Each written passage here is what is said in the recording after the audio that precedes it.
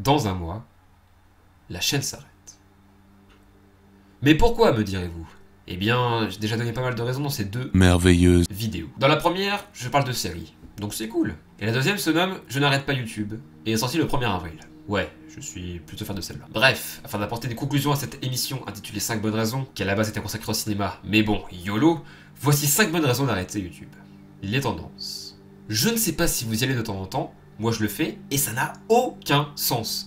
On se retrouve avec une moitié de vidéos putaclic avec des flèches rouges partout, parce que c'est rigolo, hein. Un bon tas de vidéos issues d'émissions arabes qui sont sûrement très intéressantes, mais vu que je ne parle pas l'arabe, je ne comprends pas un mot de ce qu'elles racontent. أليم في إحدى المدن الجنوبية بتايلاندا.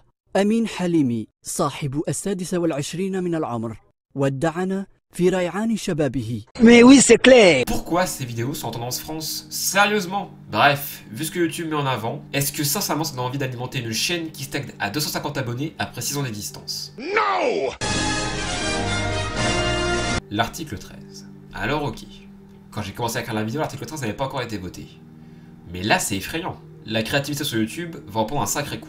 Et très clairement, je ne pourrais plus faire le 3/4 de mes émissions actuelles. Ce qui m'amène à vous dire... Mais allons tous sur Dailymotion! Mais regardez-moi cette interface magnifique, cette qualité époustouflante, cette simplicité pour mettre des vidéos en ligne. Le bouton cloud est quasiment caché, mais ça c'est pas grave. Au moins 10 pubs pour une vidéo d'une demi-heure qui n'est même pas monétisée.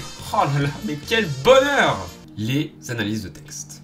Comme je le dis dans les deux merveilleuse vidéos que j'ai mentionnées tout à l'heure, la grande majorité de mes abonnés sont là pour cette émission, qui a eu un certain succès au début, on va pas se mentir. Mais aujourd'hui, je suis beaucoup plus intéressé à faire les intros et outros qui sont en soi des courts-métrages que les parties analyses en elles-mêmes, alors qu'elles constituent un petit peu le cœur du concept. Donc c'est un peu con quand même. Et en plus, je suis tout seul et je manque de moyens. Je me retrouve donc également assez limité pour la création de fiction. Donc bon, autant dire que la motivation n'est pas toujours là. Qu'est-ce qu'on s'enjaille, dis donc! Le cinéma. C'est devenu une passion qui ne cesse de prendre de l'importance dans ma vie depuis 4 ans. J'aimerais sérieusement parler de cinéma pendant des heures sur YouTube, mais vu l'état actuel de la chaîne, ce n'est clairement pas le moment ni l'endroit pour le faire. Alors comment je m'en sors? Je ne parle plus que de cinéma sur la chaîne, mais je fais 10 vues à chaque vidéo? Combien de temps je vais tenir? Après je serai obligé de parler de films de merde juste pour faire des vues? Je vais vendre mon âme au diable? Bah désolé, mais non. La vie est beaucoup trop courte pour regarder des films pourris pour la thune. Et enfin, la dernière raison, et non des moindres. L'argent! Non, pas du tout. Je n'ai monétisé aucune de mes vidéos depuis le tout début, et je ne compte pas le faire maintenant. Non. Cette dernière raison, c'est... l'argent! Mais non! Cette dernière raison, c'est... Bonjour à tous et à toutes, je me présente Juju007 87.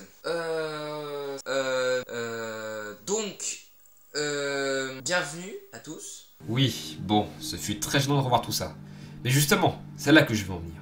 Comment voulez-vous que je gagne ne serait-ce qu'une once de crédibilité avec de vidéos qui pullulent sur la chaîne actuellement? Non, clairement, c'est un jour je retrouve de la motivation et ou de l'inspiration. Je dois faire table rase.